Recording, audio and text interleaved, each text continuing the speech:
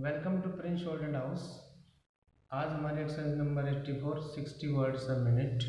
हम daily dictate कर रहे हैं सर जीडी बेस्ट स्पीडोग्राफी से, ताकि जो बच्चे अभी स्पीड पे आए हैं ध्यान से लिखें, बार बार लिखें और ट्रांसक्राइब करें। हम स्टार्ट करते हैं 84 60 words a minute. Ready, start.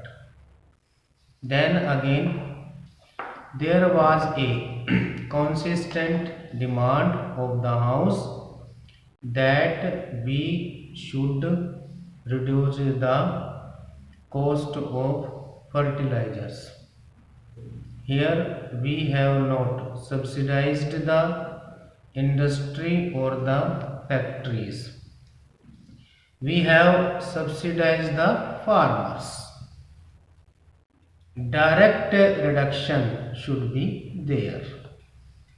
Therefore, we have tried to implement the suggestion as it was contemplated with a subsidy limit.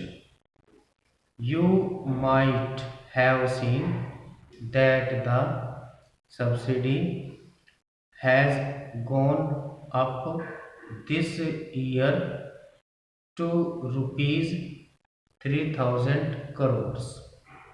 The subsidy is going to increase to rupees 5000 crores in 1998-99. We have tried to discuss it with the fertilizer industry. We should have a formula by which this increased subsidy, this discount is absorbed in the increased subsidy that we have provided. We will discuss it with the fertilizer industry because we do not want to increase the subsidy. On the one hand, rupees 3000 crores are given for fertilizers to the farmers and not to the factories. We have reduced the price itself.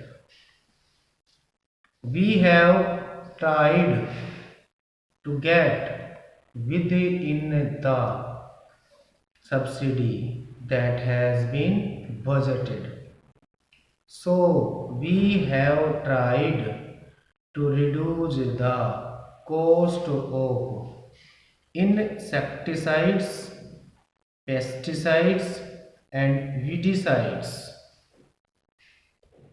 Then we have tried to reduce the cost of all these implements which make a farmer fight drought, such as pumping sets and monoblock pumps, sets and submersible pump sets.